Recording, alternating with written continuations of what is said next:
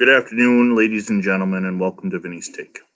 No, the Bills didn't play a game and they haven't come off a victory. No, I'm not here to talk about Sack to the Future or anything like that. The NFL just announced its Hall of Fame finalists. That means that the final group panel that will be voted on the night before the Super Bowl has been announced. I'm not going to get into who made it because I'm sure they're all deserving.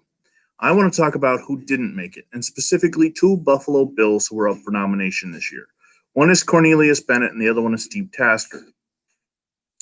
I think that the way the NFL Hall of Fame does things by having media personnel vote is an absolute shame. It is an absolute travesty. It is ridiculous that current members of the media, who may not have even seen some of these guys play, are the ones deciding their fate on the NFL Hall of Fame. Let's talk about why I think both men deserve to be in the Hall of Fame. First of all, Cornelius Bennett, who may not have been a huge name because he played opposite Bruce Smith, but at the same time absolutely helped to change the face of the Bills defense in 1987 when he was involved in one of the biggest blockbuster trades ever when he went from the Indianapolis Colts to the Buffalo Bills in the Eric Dickerson deal. A three-way team trade in 1987 that changed the fortunes of all three teams, especially Buffalo, benefiting more than anybody in that trade, and that's because they got Cornelius Bennett. The Biscuit, as he was known, was a man that could chase down running backs from behind from all the way across the field, like in the 1991 AFC Championship when he came off the right side of the line and chased down Gaston Green on the left. He was a man that once against Miami in 1991 got a sack, strip, fumble recovery, scoop, and score against the Miami Dolphins on Monday Night Football, the trifecta all on one play. This was a man that had tremendous speed, tremendous heart, but he was quiet.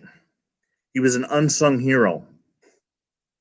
While Bruce Smith was setting records with sacks, Cornelius Bennett was backing him up and doing it well. Doing it better than anybody else in that position. But the Buffalo Bills didn't win a Super Bowl, and Cornelius Bennett didn't have a Super Bowl moment. It was Carlton Bailey who scored a touchdown in the AFC Championship game in 91. It wasn't Bennett. So nobody remembers him. But I just gave you a couple plays. Then, I could go on. He then went to the Atlanta Falcons in 1998 and helped them make a Super Bowl. This man played in 5 Super Bowls and started all 5 of them. He then went back to Indianapolis to finish his career, and in the year 2000 was a part of the team that went to the playoffs against the Miami Dolphins in a wild card. Cornelius Bennett deserves to be in the Hall of Fame. But that's not the true travesty of all, because Bennett still has some eligibility in future years. No, the biggest travesty out of all of the Hall of Fame voting this year is Steve Tasker. I have seen a lot of people write that Tasker doesn't belong in the Hall of Fame because he was a special teams player. Bullshit.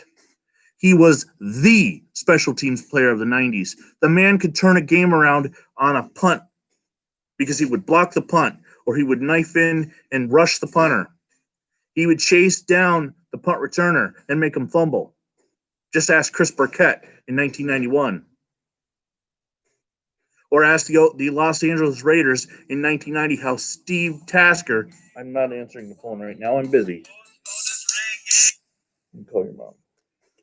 How Steve Tasker changed the face of the Sunday night football game against the Los Angeles Raiders when he blocked a punt.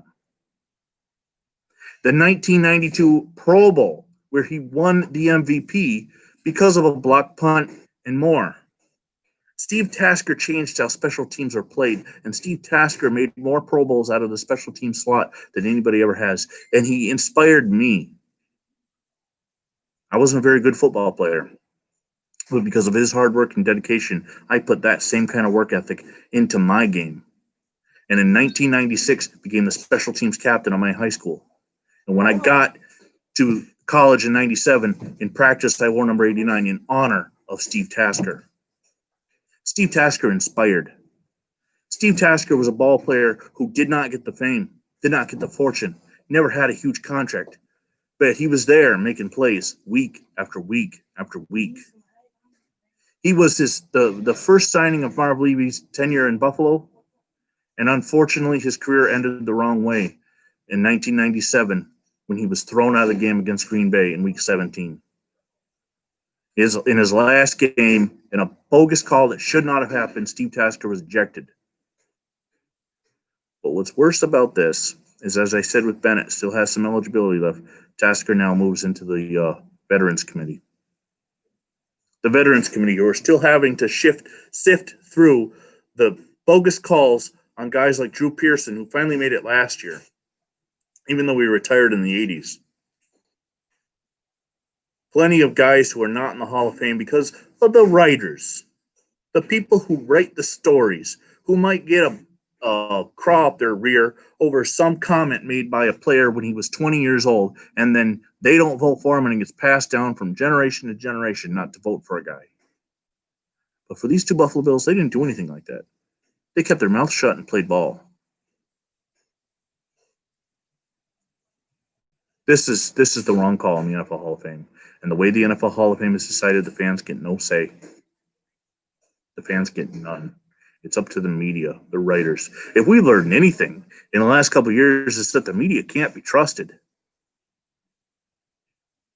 And you're going to trust them with your most highest honor, the prestige of the NFL Hall of Fame? I am just sick over this. This is a shame, and Steve Tasker and Cornelius Bennett both deserve to be in the Hall. And that's all I'm going to say tonight. I would like to congratulate the other members who are finalists and still have a chance. But shame on the NFL voters, the media, for this. God bless the Buffalo Bills. Beat the Colts this weekend. God bless America.